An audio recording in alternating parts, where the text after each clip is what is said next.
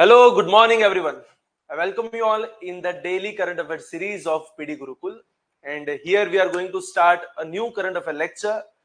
So चलिए one by one करते हैं शुरुआत आज के लेक्चर्स के अलग अलग टॉपिक्स की कि वो कौन से टॉपिक्स है जो सिविल सर्विसेज एग्जामिनेशन के लिए आपकी प्रिपरेशन के लिए वहां पे ज्यादातर इंपॉर्टेंट है। उसके प्रीलिम्स के रिगार्डिंग्स कौन से क्वेश्चंस वहां पे हो सकते हैं एंड मेंस रिगार्डिंग्स वहां पे कौन से क्वेश्चंस हो सकते हैं। So let's start today's lecture. और सबसे पहले अगर हम बात करें तो आज के टॉपिक्स कौन से आज के करंट अफेयर के लेक्चर्स और उसके अलग अलग टॉपिक्स। चलिए वन बाय वन करते हैं अलग अलग टॉपिक्स की शुरुआत।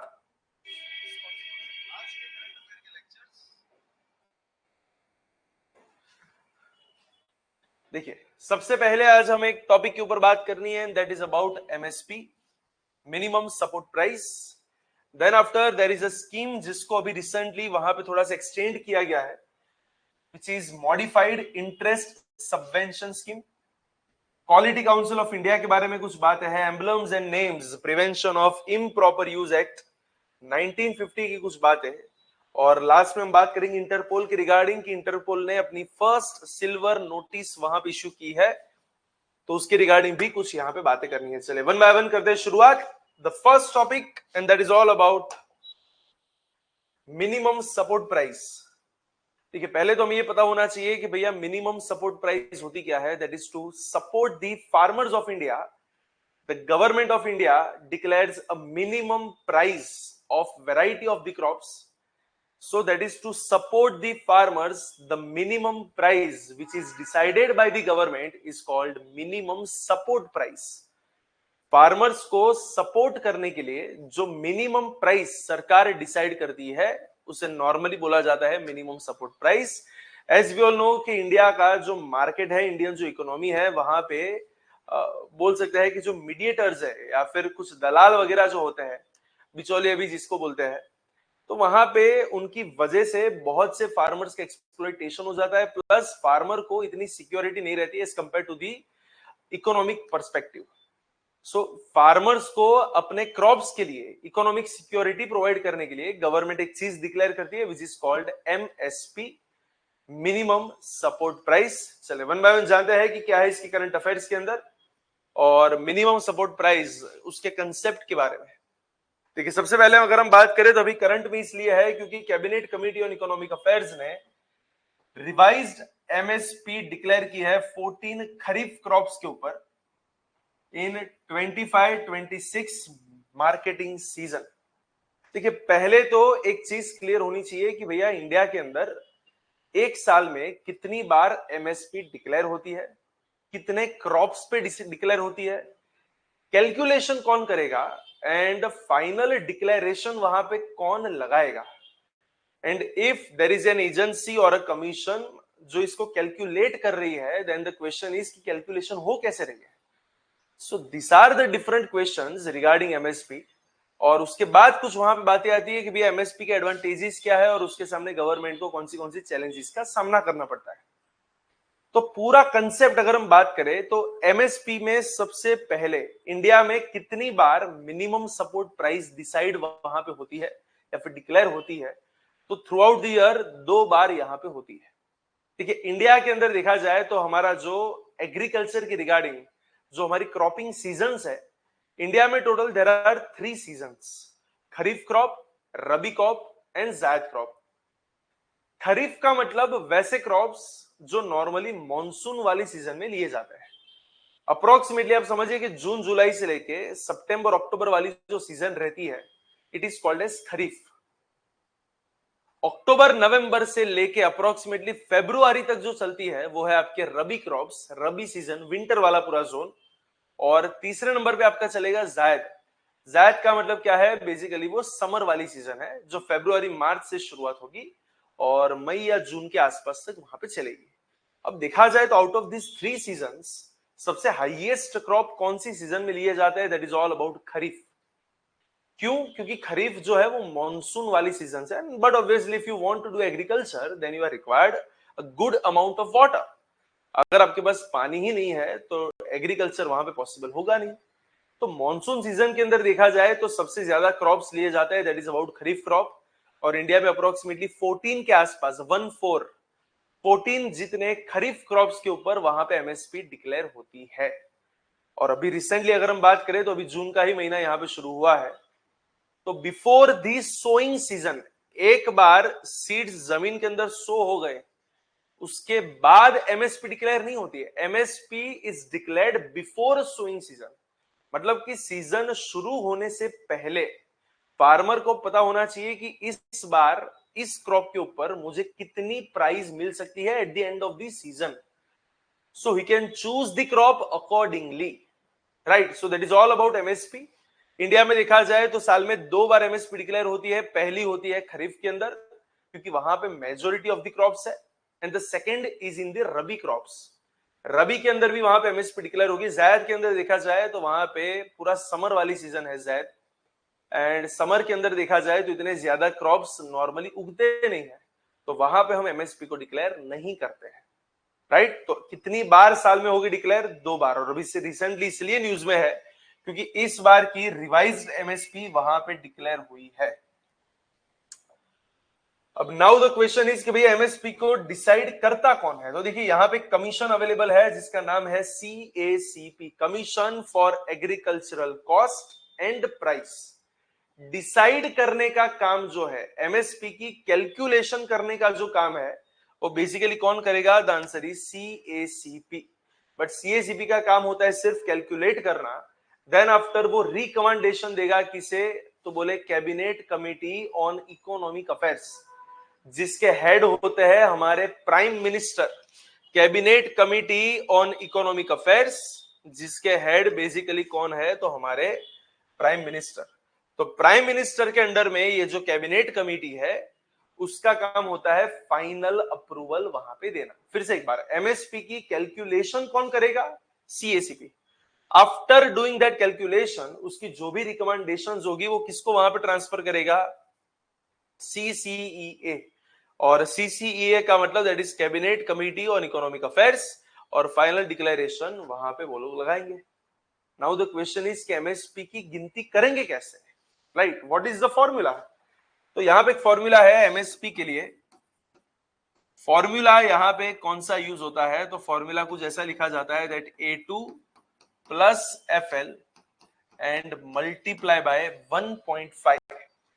A2 का मतलब बेसिकली होता है एग्रीकल्चरल इनपुट कॉस्ट, मतलब कि अगर आपको एग्रीकल्चर करना है तो माल मटेरियल कितने का आएगा, and after that input cost उस चीज को उगाने के लिए आपको कितने लेबर की जरूरत पड़ेगी। The full form is family labour, क्योंकि इंडिया में देखा जाए तो majority of the times labour जो है वो फैमिली खुद ही होती है।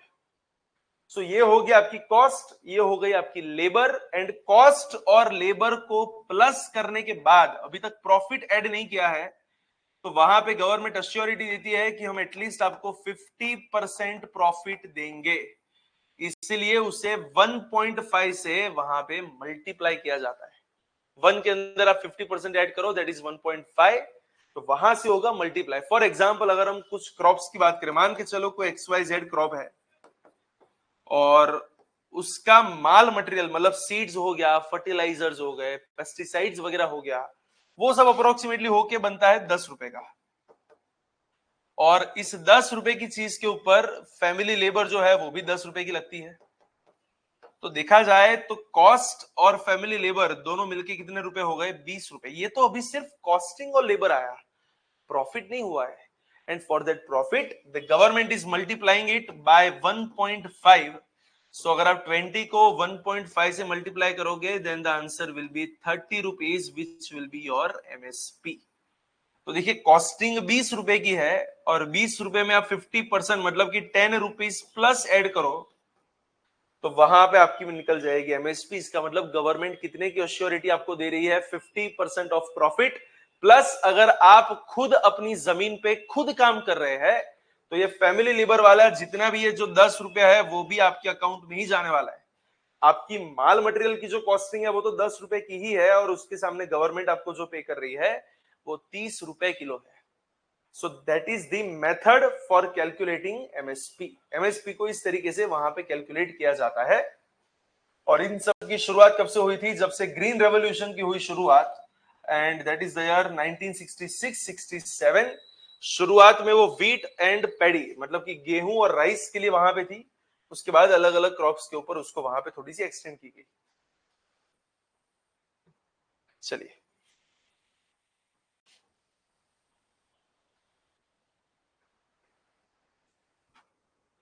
उसके बाद थोड़ा सा और आगे बढ़ते हैं।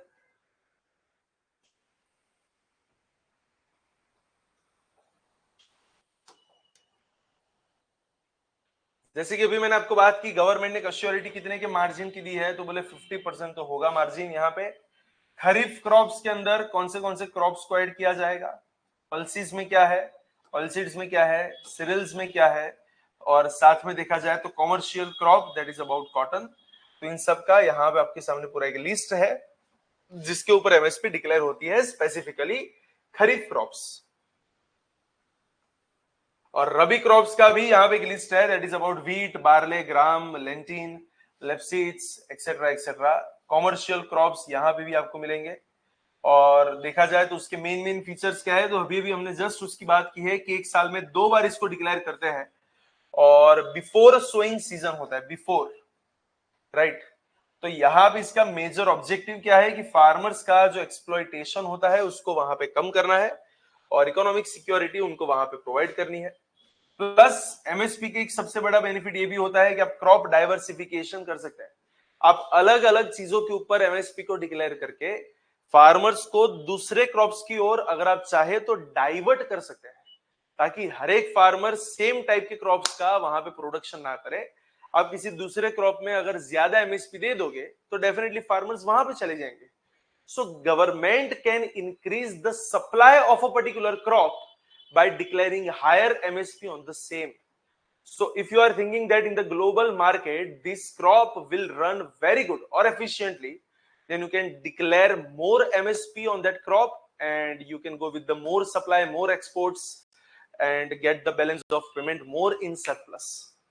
सो एमएसपी का सबसे बड़ा बेनिफिट भी यह है कि आप जहां पे एमएसपी ज्यादा डिक्लेयर करोगे वहां पे आप प्रोडक्शन को बढ़ा के मार्केट को कंट्रोल कर सकते हैं एंड हायर प्रॉफिट्स लेके उसको एक्सपोर्ट्स वगैरह भी कर सकते हैं, ताकि आपकी जो बैलेंस ऑफ पेमेंट के अंदर जो करंट अकाउंट डेफिसिट वाली सिचुएशन है उस सिचुएशन में से आप थोड़े से बहुत बाहर निकल सके या फिर थोड़ा सा हेल्पफुल आपका वहां पे हो सके।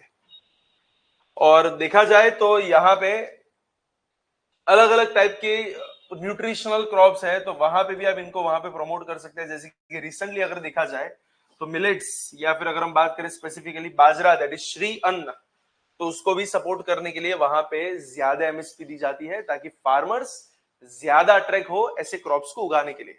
बहुत सी बार ऐसे होता है कि कुछ ऐसे क्रॉप्स है जो कंपैरेटिवली प्रॉफिट कम देते हैं and that's why farmer does not want to go through that kind of crops, क्योंकि फार्मर बेसिकली एक बिजनेस कर रहे हैं, they want the higher profits, that's it.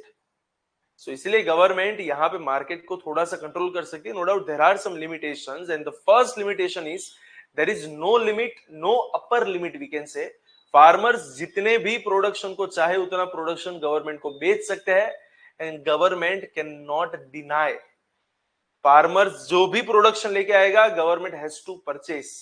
So the first thing, अगर गवर्नमेंट परचेस करेगी तो वहां पे एक तो उनका फाइनेंशियल बर्डन राइज होने का चांसेस है। प्लस गवर्नमेंट अगर इतना पूरा माल, अगर मान के चलो सारे फार्मर्स ने अपना माल गवर्नमेंट को ही बेचा, तो मार्केट में सप्लाई जो है वो कंपैरेटिवली कम हो जाएगा एंड अगर सप्लाई कम हो गया इट मींस के इन्फ्लेशन आने के चांसेस है, because when there is higher demand then supply then there is always price rise and price rise is called inflation. तो वो भी चांसेस वहां पे बन जाते हैं। प्लस तीसरी एक चीज, क्वालिटी के ऊपर कभी कभार इतना ज्यादा फोकस नहीं किया जा रहा है, तो खराब क्वालिटी के भी क्रॉप्स जो है या फिर जो प्रोडक्शन है वो गवर्नमेंट को परचेस करना पड़ता है। Fourth, the most important issue that is all about storage issue and that's why we have FCI, that is Food Corporation of India, but still there are some storage issue. We don't have that kind of infrastructure, we don't have that kind of transportation facilities and cold storage and all those things, तो वहां पे ये वाला भी एक issue हो सकता है। प्लस फार्मर जो है वो कभी कभार ज्यादा एमएसपी वाले क्रॉप्स में ज्यादा इतने ज्यादा अट्रैक्टिव हो जाते हैं कि वो देख नहीं रही है कि क्या उनकी सॉइल इस क्रॉप के लिए बनी है कि नहीं बनी है। एंड अगर मान के चलो your soil is not able to provide that kind of nutrients to that particular crop, then you have to add the nutrients from the outside of the soil and which is called as chemical fertilizers. अगर आपकी soil इतने nutrition को provide नहीं कर रही है जितने उस क्रॉप को जरूरत है, तो आपको बाहर से अलग से लाना पड़ेगा, वहां पे फर्टिलाइजर्स का ज्यादा यूज होगा, ऑटोमेटिकली कॉस्टिंग बढ़ जाएगी और घूम फिर के प्रॉफिट सेम ही हो जाएगा। सो एक वो भी दिक्कत, प्लस अगर आप ज्यादा फर्टिलाइजर्स का यूज करेंगे तो सॉइल का पोल्यूशन होने का भी चांसेस है। वही फर्टिलाइजर अगर पानी में मिक्स हो गए ग्राउंड वाटर में चला गया तो ग्राउंड वाटर भी वहां पे खराब होने के चांसेस है।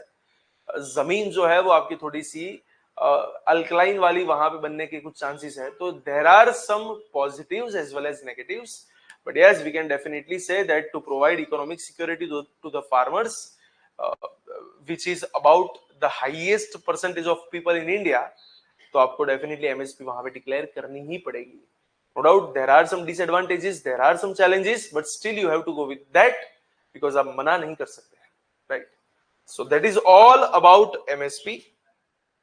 और नेक्स्ट टॉपिक से जाने से पहले आपको एक बार बता दूं कि PD Gurukul Ahmedabad as well as Gandhinagar दोनों जगह पे नई बैचेस की शुरुआत होने के लिए जा रही है।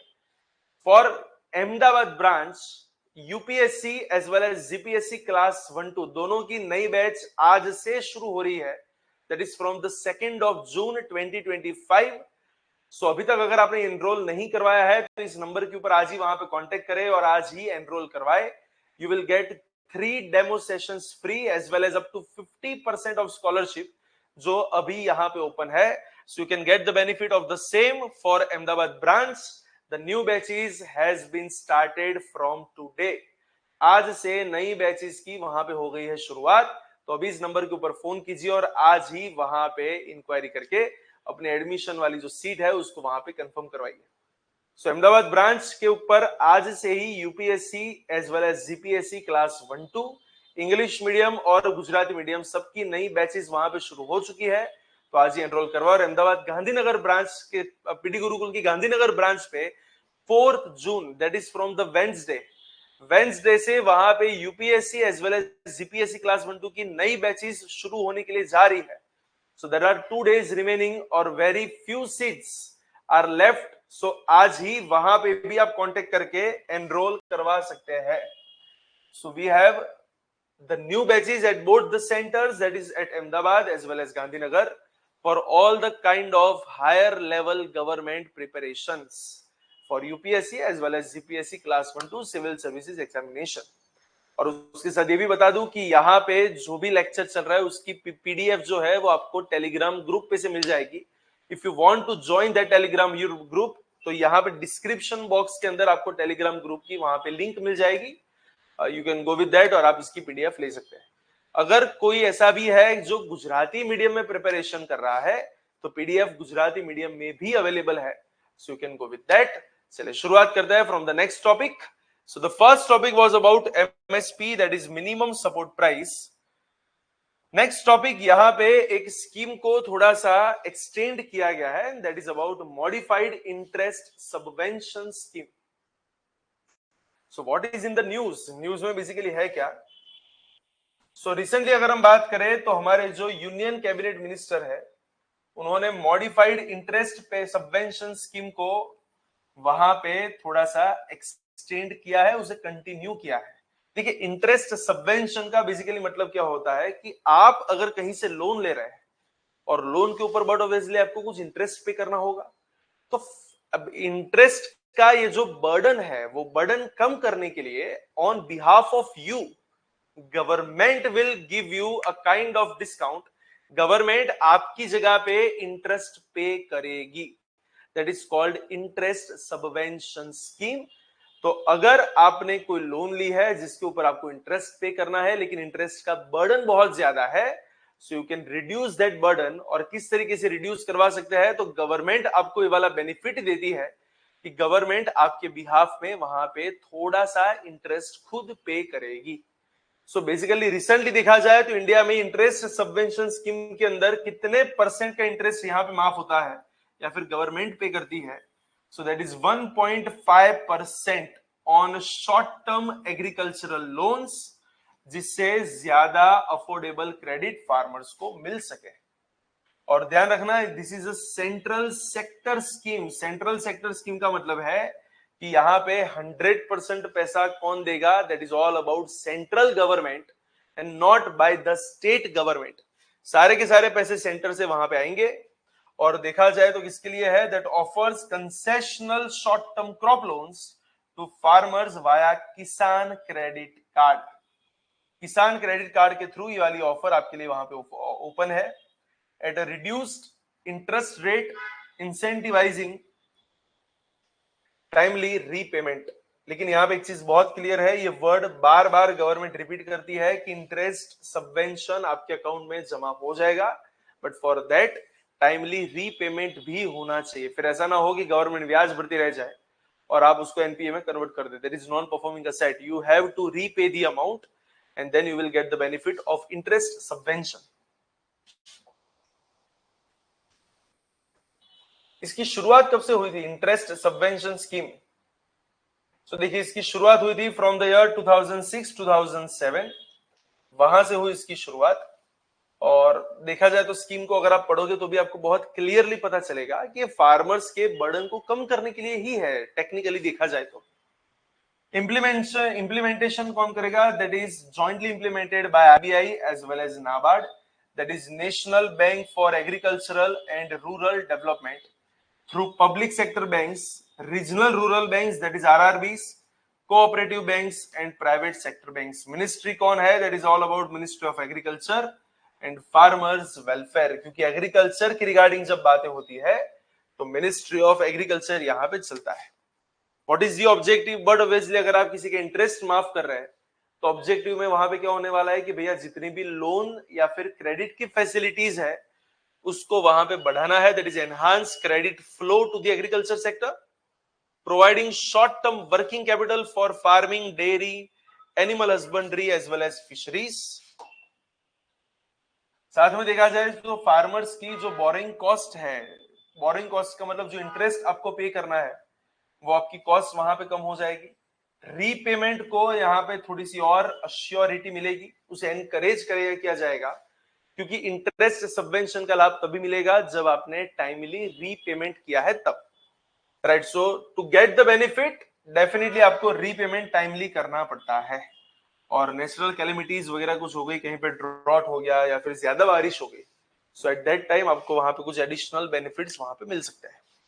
और उसके लिए इंटरेस्ट रेट सब्सिडाइज किस तरीके से काम करेगा, the farmers gets loan up to 3 lakh rupees at 7% interest, और वहां पे 1.5% जो है वो इंटरेस्ट आपका माफ हो जाएगा। अगर आपने रीपेमेंट किया है तो ओवरऑल आपका 3% वहां पे कम कर देंगे। सो 7% से आप 3% कम कर दो तो आपका इफेक्टिव रेट सिर्फ आपको कितना ब्याज देना है, the answer is 4%। You have to pay only 4% and the remaining 3% will be paid by the government on behalf of you. अलग अलग सेक्टर्स के अंदर वहां पे अलग अलग लोन्स की भी बातें हैं। जैसे कि अगर हम बात करें तो crop loans, animal husbandry, fisheries, तो वहां पे up to 2 lakh. No doubt बात हुई थी कि 5 लाख तक इसको इंक्रीज करना है, लेकिन अभी तक इतना कुछ खास डिक्लेरेशन वहां पे है नहीं। अगर नेचुरल कैलेमिटीज आ गई तो 2% का सबवेंशन आपको और वहां पे मिलेगा। और आज तक देखा जाए तो कितने करोड़, तो बोले 7.75 करोड़ किसान क्रेडिट कार्ड को यहां पे इंक्लूड कर दिया है। सो that is all about interest subvention scheme. चलिए नेक्स्ट टॉपिक के ऊपर जाते हैं, that is all about interest subvention. और उसके बाद वाला जो टॉपिक है वो कुछ बात है क्वालिटी काउंसिल ऑफ इंडिया। चलिए शुरुआत करते हैं इस नए टॉपिक की, क्वालिटी काउंसिल ऑफ इंडिया।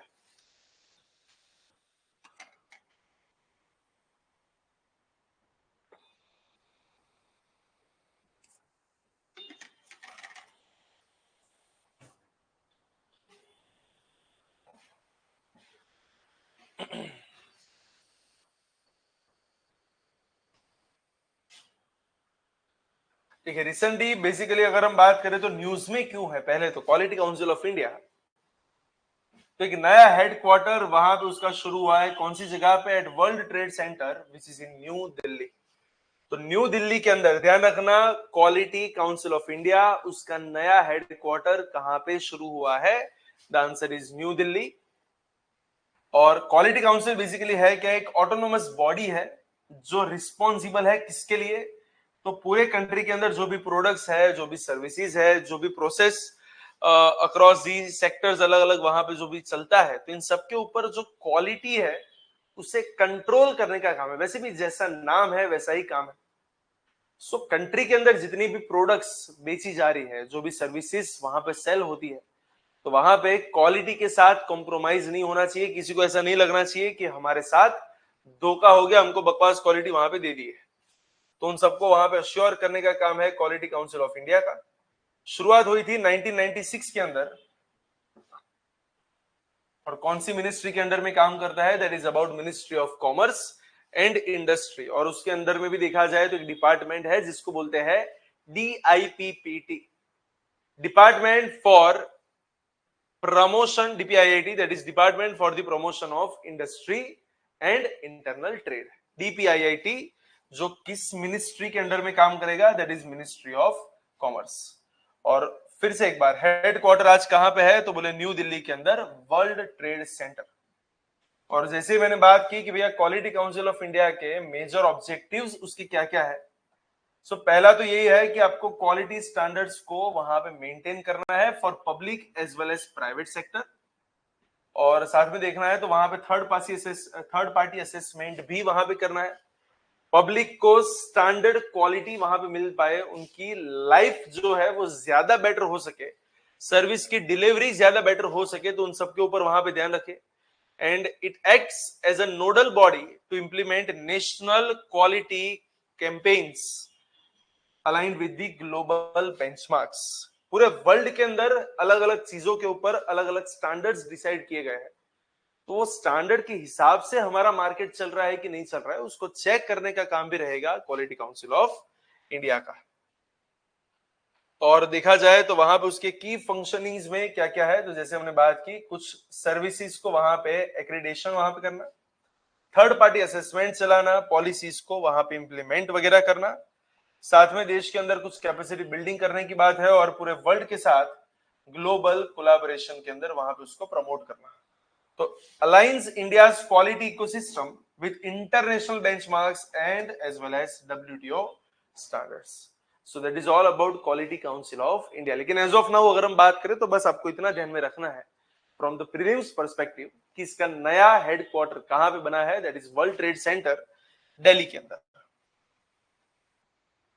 उसके बाद देखा जाए तो रिसेंटली ये वाला जो हमारा जो कानून है एम्बलम्स के ऊपर, emblems and names prevention of improper use act 1950, basically कानून जो है वो किसके लिए बनाया गया था, तो हमारे कंट्री के अंदर कॉन्स्टिट्यूशन के part 4A article number 51A, और वहां पे कुछ बात है आपके फंडामेंटल ड्यूटीज के ऊपर, मूलभूत फर्ज। तो ये जो फंडामेंटल ड्यूटीज की जो बातें हैं, उन ड्यूटीज के अंदर ये वाली एक चीज है कि आपको अपने कंट्री के नेशनल एम्बलम और जितने भी हमारे फ्रीडम फाइटर्स वगैरह जो थे, इन सबको वहां पे रिस्पेक्ट करनी है, हमारे नेशनल फ्लैग को वहां पे रिस्पेक्ट करनी है। सो अगर कहीं पे ऐसा हो रहा है कि किसी फ्लैग का या एम्बलम का मिसयूज हो रहा है, तो इस मिसयूज को दूर करने के लिए वहां पे कानून बनाया गया है, that is all about emblems and names prevention of improper use act 1950। और ये कानून बनाने की जरूरत भी इसलिए है क्योंकि फंडामेंटल ड्यूटीज जो है they are non justiciable in nature. So if there is a breach of any fundamental duty, तो कोई आपको कोर्ट में नहीं लेके जा सकता। लेकिन अगर आपने उसके ऊपर कानून बना दिया है और उसके बाद अगर इसका वायोलेशन होता है, तो डेफिनेटली आप कोर्ट में जा सकते हैं, बिकॉज आपने किसी कानून का वायोलेशन किया है, तो वहां पे वाली चीज पॉसिबल है। और रिसेंटली देखा जाए तो बेसिकली सुप्रीम कोर्ट की यहां पे कुछ बातें थी कि सुप्रीम कोर्ट ने एक पिटीशन को वहां पे डिसमिस कर दिया है, जो वीर सावरकर, दैट इज विनायक दामोदर सावरकर, उनके नाम को एम्बलम्स के नीचे वहां पे रखने की जो बातें वहां पे हो रही थी, इस पिटीशन को रिजेक्ट कर दिया है। तो वहां पे एक पिटीशन चली थी पिटीशन कि वीर सावरकर का जो नाम है वहां पे एम्बलम्स के साथ वहां पे यूज होना चाहिए, बट गवर्नमेंट ने उसके बाद सुप्रीम कोर्ट ने वहां पे इसको रिजेक्ट कर दिया है, क्योंकि उनको ऐसा लग रहा है कि एम्बलम्स का वहां पे इम्प्रॉपर यूज होने वाला है। सो चलिए देखते हैं ये वाला पूरा कानून क्या है। Right, exam point of view से, खास तौर पे प्रीलिम्स के पॉइंट ऑफ व्यू से ये वाला कानून आपको पता होना चाहिए। What is it? It is a regulatory legislation to prevent the commercial or improper use of national emblems, names and symbols that hold public significance or represent national institutions। एक ऐसा कानून है जो इन सबको वहां पे प्रोटेक्ट करने के लिए बनाया गया है, इन सबके ऊपर रेगुलेशन रखने के लिए बनाया गया है। इसकी शुरुआत हुई थी, it was enforced on 1st of September 1950, तब से हुई इसकी शुरुआत। और नोडल एजेंसी यहां पे कौन रहेगी? That is about central government. Objectives क्या है तो वो तो हमें बहुत क्लियरली पता है।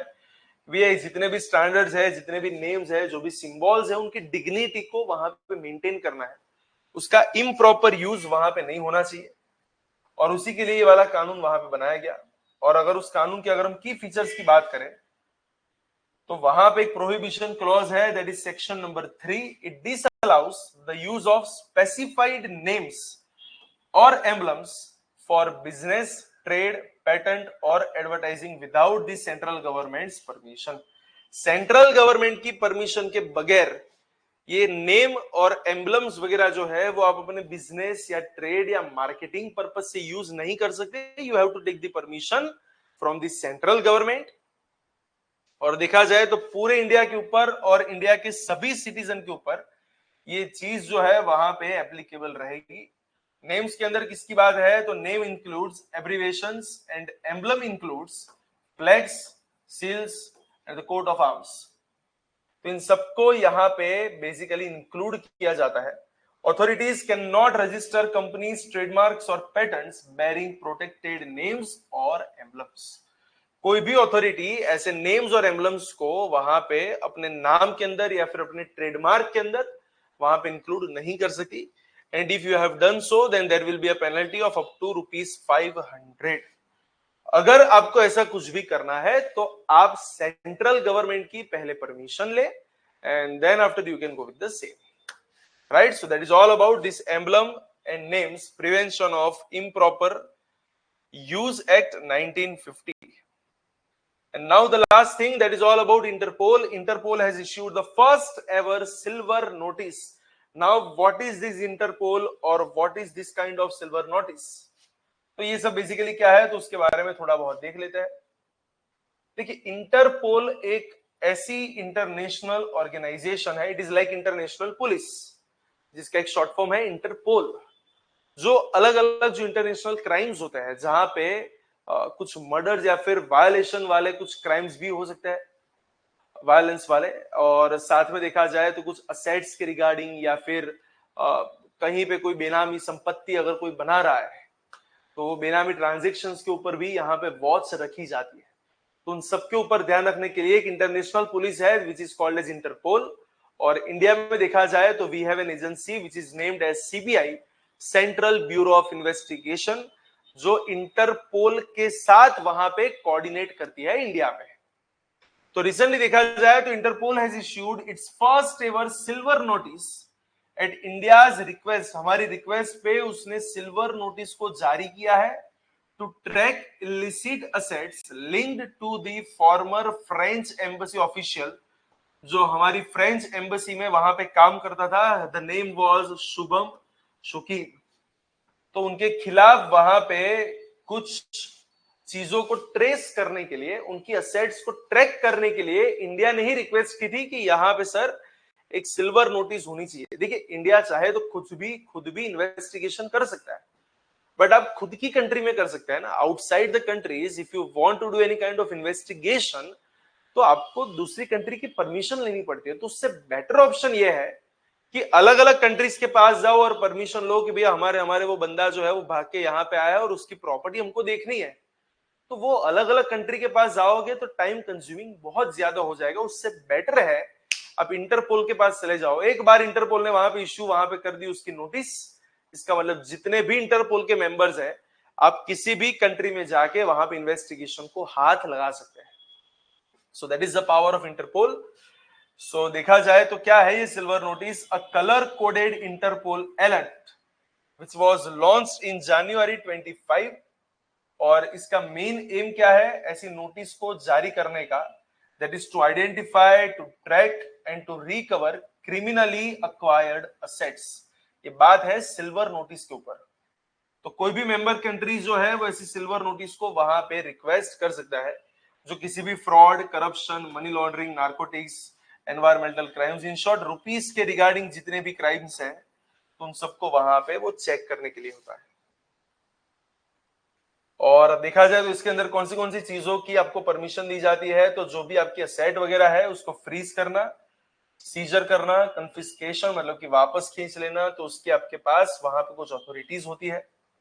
और information is first reviewed by Interpol's general secretariat to prevent the misuse और पॉलिटिकली मोटिवेटेड टारगेटिंग। कभी कभार ऐसा होता है कि पॉलिटिक्स के अंदर जानबूझ के कुछ बिजनेसमैन को टारगेट किया ना जाए, तो वो चीज भी आपको ध्यान में रखनी पड़ती है। फिर ऐसा ना हो कि इंटरपोल जो अच्छे काम के लिए काम हो रहा है, अच्छे काम के लिए वो आगे बढ़ रहा है, उसका कहीं ना कहीं पे मिसयूज हो जाए, तो वो चीज भी आपको ध्यान में रखनी है। तो वहां पे इसीलिए उसका जो जनरल सेक्रेटरिएट है वहां पे सबसे पहले आपकी रिक्वेस्ट जाएगी, वो लोग उस बात पे थोड़ा सा वहां पे रिव्यू लगाएंगे। और इंडिया में देखा जाए तो कौन है उसकी central nodal agency, that is known as CBI. और वहां पे कुछ लिमिट्स दी है कि भैया only member countries can issue such notice subject to pilot phases limits, 9 notice per country till November 2025। और कितने कंट्रीज यहाँ पे है मेंबर्स में, दैट इज 195 कंट्रीज। और वही है जो भी आपकी एसेट है, सिल्वर नोटिस का मतलब किसी के रुपीस या मनी लॉन्ड्रिंग या नार्कोटिक्स या करप्शन, उसके ऊपर ध्यान रखना, लेकिन उसकी असेट्स को ढूंढने की बात है। जब रेड नोटिस आती है ना, मतलब किसी बंदे को ढूंढने की बात होती है। अगर कोई भाग जाता है, वो मिल नहीं रहा है, तो उसके सामने रेड नोटिस होती है। लेकिन अगर किसी की प्रॉपर्टी के ऊपर वहां पे ध्यान रखना है कि इन्होंने कुछ बेनामी संपत्ति तो नहीं बना दी, कुछ करप्शन करके ज्यादा पैसे तो नहीं खा दिए, तो वहां पे सिल्वर नोटिस बेसिकली चलती है। So Interpol has issued the first ever silver notice on the request of India. Clear? So इसी के साथ आज का लेक्चर, यहाँ पे जितना भी कंटेंट था वो यहीं तक का है। फिर से एक बार बता दूं, यूपीएससी की और जीपीएससी क्लास 1-2 की नई batches PD Gurukul Ahmedabad as well as Gandhinagar दोनों ब्रांच पे शुरू हो चुकी है। 2 जून मतलब कि आज के दिन में अहमदाबाद में दोनों के अंदर नई बैचेस की वहां पे शुरुआत हो चुकी है। And from Gandhinagar we are starting with 4 June. सो परसों से वहां पे भी शुरुआत होगी। अगर आपने अभी तक एनरोल नहीं करवाया है तो इस नंबर के ऊपर आज ही कांटेक्ट करें, और कांटेक्ट करवाने के बाद आप वहां पे एनरोल करवा सकते हैं। आपको 3 डेज के फ्री डेमो ट्रायल्स दिए जाएंगे, और साथ ही साथ वहां पे अप टू 50% तक की जो स्कॉलरशिप है, तो वो स्कॉलरशिप की स्कीम भी अभी के लिए ओपन है। तो चलिए, थैंक यू सो मच। इसी के साथ आज का लेक्चर करें यहाँ पे एंड। कल नए कुछ टॉपिक्स के साथ, नए करंट अफेयर्स के वीडियोस के साथ वापस एक बार मिलेंगे। Thank you so much.